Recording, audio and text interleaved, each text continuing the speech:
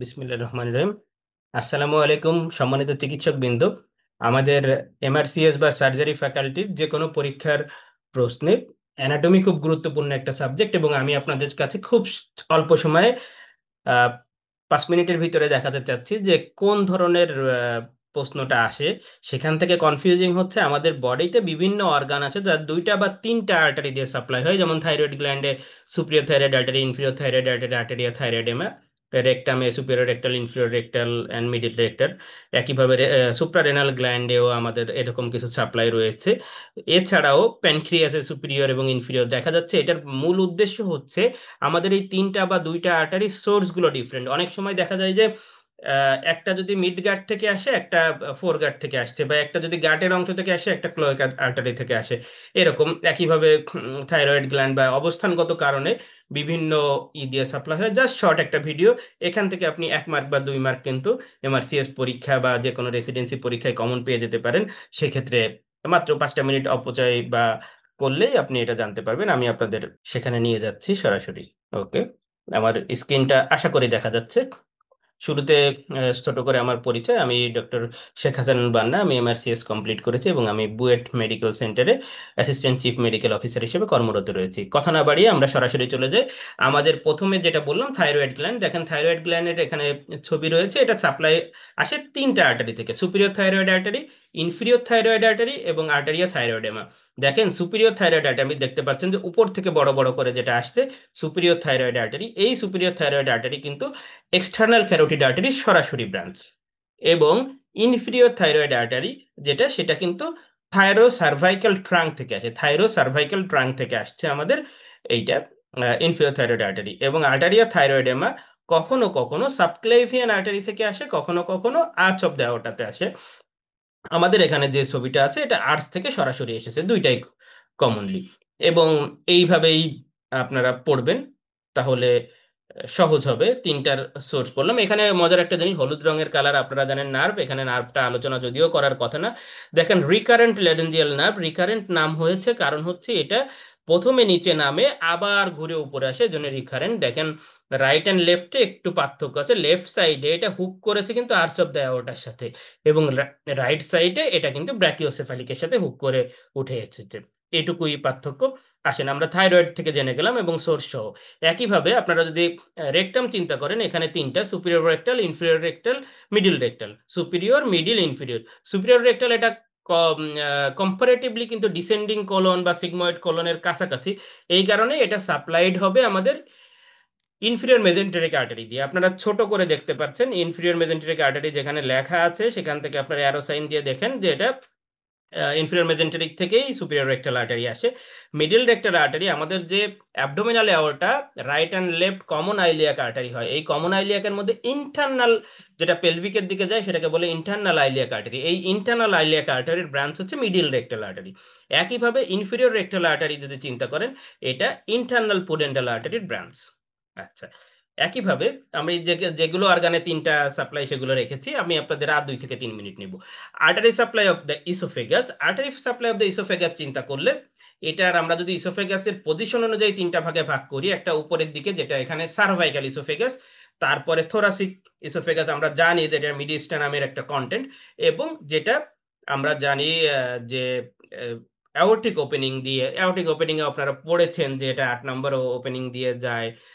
8, 10, 12 3টা ভার্টিব্রা দিয়ে লেভেলে যায়। ইসোফেগাস লিখতে যে কয়টা লাগবে সেটা 1, 2, 3, 4, 5, 6, 7, 8, 9, 10টা 10 দিয়ে যাবে। এইভাবে আপনারা হিসাব করে বলবেন, যেটা দিয়ে অ্যাওর্টিক যায়।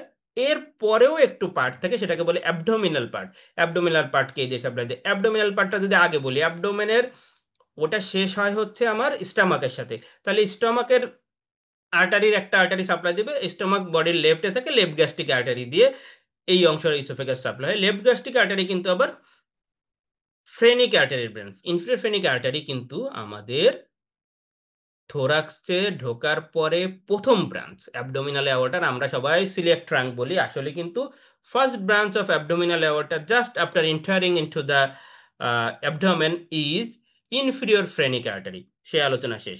Cervical esophagus inferior thyroid artery, এখানে প্রশ্ন ইনফিরিয়র থাইরয়েড আর্টারি কার ব্রাঞ্চ?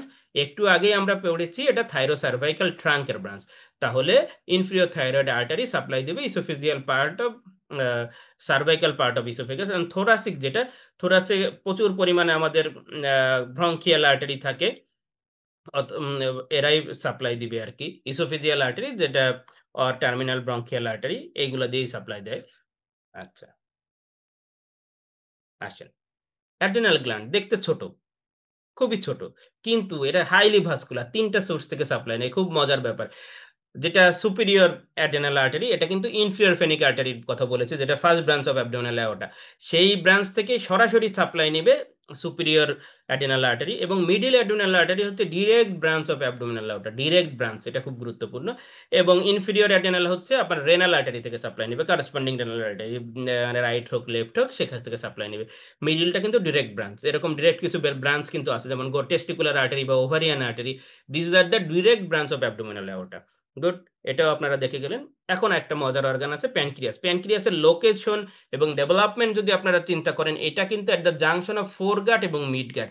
তাহলে নাম যদি সুপিরিয়র প্যানক্রিয়াটিকো ডিউডেনাল আর্টারি হয় বা ইনফিরিয়র প্যানক্রিয়াটিকো ডিউডেনাল আর্টারি হয়, নাম তো একই, কিন্তু সুপিরিয়র যেহেতু, এটা হচ্ছে common hepatic artery branch of celiac axis, আর নিচেরটা দেখবেন যে সাপ্লাই দিবে সুপিরিয়র মেজেন্টেরিক আর্টারি থেকে। দেখেন ছোট অর্গান, নাম একই, ইনফিরিয়র যখনই বলবে সেটা হচ্ছে সুপিরিয়র মেজেন্টেরিক আর্টারি। আপনারা জানেন মিজর ডেডেনাল প্যাপিলা এই লেভেলের উপরে ফোরগাট থেকে, তারপর থেকে একদম আমাদের ট্রান্সভার্স কোলোনারি রাইট 2/3 and 1/3 এর জাংশন পর্যন্ত সুপিরিয়র মেজেন্টেরিক আর্টারির টেরিটরি, এটা হচ্ছে মিডগাট।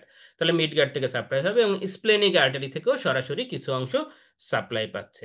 এখন আমরা একটা প্রশ্ন করি, আমার মোটামুটি এই কমন ইসোফেগাস, রেকটাম, তারপরে অ্যাড্রেনাল গ্ল্যান্ড, এগুলো বলা হয়ে গিয়েছে। আপনারা সব জায়গায় আছে কিন্তু একসাথে করে নেয়, আমি ছবি সহ দিয়ে দিয়েছি। একটা প্রশ্ন দেখেন, which of the following is not considered as a major branch of the descending thoracic aorta?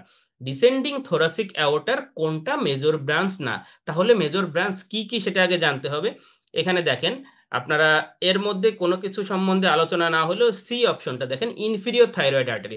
আপনি অলরেডি জানেন inferior thyroid artery is a branch of thyrocervical trunk, তাহলে সে কি কখনো ডিসেন্ডিং থোরাসিক অ্যাওর্টার ব্রাঞ্চ হতে পারে? কখনোই না। আপনি এখানে দেখেন ডিসেন্ডিং থোরাসিক অ্যাওর্টা যে নামছে, এখানে কিছু ব্রঙ্কিয়াল আর্টারি আছে, পোস্টেরিয়র ইন্টারকোস্টাল আর্টারি আছে, ইসোফেজিয়াল আর্টারি আছে, এবং মিডিয়েস্টেনাল আর্টারি আছে, লাস্টের দিকে সাবকোস্টালও আছে। কিন্তু কখনোই এখানে থাইরোসার্ভাইকাল ট্রাঙ্কের যে ব্রাঞ্চ ইনফিরিয়র থাইরয়েড আর্টারি সেটা অপশনে যাবে না। একইভাবে এখানে আবার লিখে দিয়েছি যে এটা পোস্টেরিয়র ইন্টারকোস্টাল আছে, ইসোফিজিয়াল আছে, ব্রঙ্কিয়াল ইত্যাদি। অ্যাবডোমিনাল অ্যাওর্টা, এই যে ডায়াফ্রামে দেখেন সিলিয়াক ইনফিরিয়র ফ্রেনিক যে আর্টারিটা, এইটাও কিন্তু এই ছবিতে দেখা যাচ্ছে না, এটা জাস্ট ডায়াফ্রাম পায়ার্স করার পরেই থাকার কারণে এই যে সিলিয়াক ট্রাঙ্ক যে দেখতেছেন এইটার জাস্ট উপরে রিলিজ হয়, ওইটাই ডায়াফ্রামের ক্রাসের ভিতরে পড়ে গিয়েছে। আচ্ছা, প্রশ্নটা হচ্ছে 80 years old man undergoing abdominal aortic repair, the aneurysm is located juxta-renal position, surgical access to neck of aneurysm is difficult. Which of the following structure may be divided to improve access? আপনি কোন স্ট্রাকচারটা remove করলে আপনি ওইখানের access পাবেন? দেখেন এটা বলছে যে লোকেটেড জাক্সটা-রেনাল, তাই না, কিডনির খুব কাছাকাছি আছে।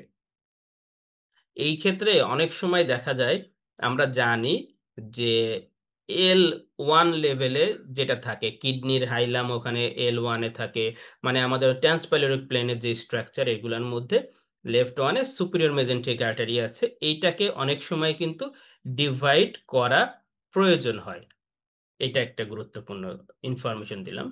দেখেন অ্যাবডোমিনাল অ্যাওর্টার ফার্স্ট ব্রাঞ্চ কিন্তু আমি বলছি ইনফিরিয়র ফেনিক ফার্স্ট ব্রাঞ্চ, এটা T2-র আপার লেভেলে। এছাড়া সিলিয়াক ট্রাঙ্ক আছে, superior mesenteric, inferior mesenteric, renal, gonadal, lumbar, inferior mesenteric এবং স্যাক্রাল কমন আইলিয়াক হয়ে তারা শেষ হয়। এর মধ্যে কোনটা পেয়ার্ড কোনটা আনপেয়ার্ড আপনারা জানেন। যেগুলো আসলে ভেন্ট্রাল বা ডরসাল থেকে বের হবে তারা তো কখনো পেয়ার হয় না। সুপিরিয়র মেজেন্টিক, সিলিয়াক ট্রাঙ্ক, ইনফিরিয়র মেজেন্টিক, এরা কিন্তু সাধারণত নন পেয়ার্ড। এছাড়া মিডিয়ান স্যাক্রাল যেটা, এটাও কিন্তু পেয়ার থাকে না। আরেকটা প্রশ্ন দেখেন, এখানে বলছে অ্যাবডোমিনাল অ্যাওর্টিক অ্যানিউরিজম অপারেশন করতে যেয়ে দেখা যাচ্ছে যে লেফট রেনাল ভেইনটা ডিসপ্লেস হয়ে গেছে। Which of the branch of aorta is most likely to be affected at this level?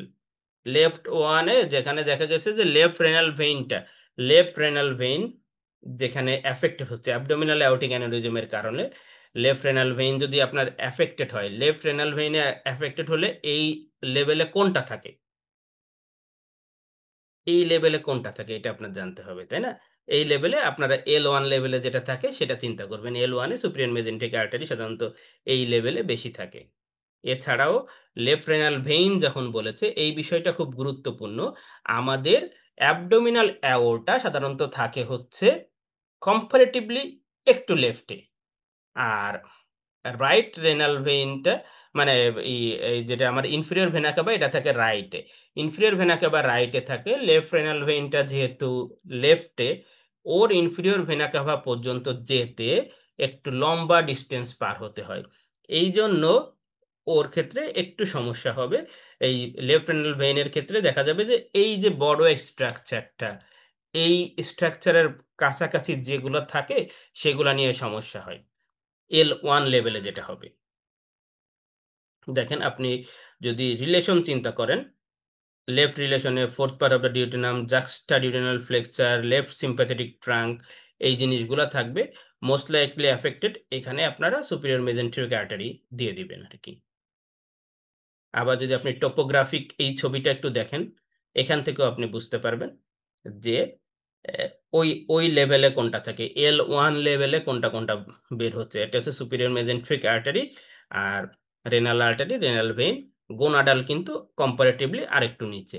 তাহলে যখন আপনার লা ইসের কথা বলবে, সার্জিক্যাল এক্সেস অ্যানিউরিজমের জন্য সমস্যা হয়, এই ক্ষেত্রে কিডনির ক্ষেত্রে সবসময় আ আপনার সুপিরিয়র মেজেন্টিক আর্টারিটা আমার রেনাল আর্টারি বা এই লেভেলে L1 এ থাকে সবসময়। ঠিক আছে? ধন্যবাদ। এই ছোট আলোচনাটার জন্যই আমি আজকে ক্লাস নিলাম এবং আপনাদের আশা করি আর্টারি সাপ্লাই নিয়ে কনফিউশন গুলো দূর হবে। এটা সেভও থাকতে পারে। আপনারা দেখে নিবেন। ধন্যবাদ সবাইকে। আসসালামু আলাইকুম রহমতুল্লাহ।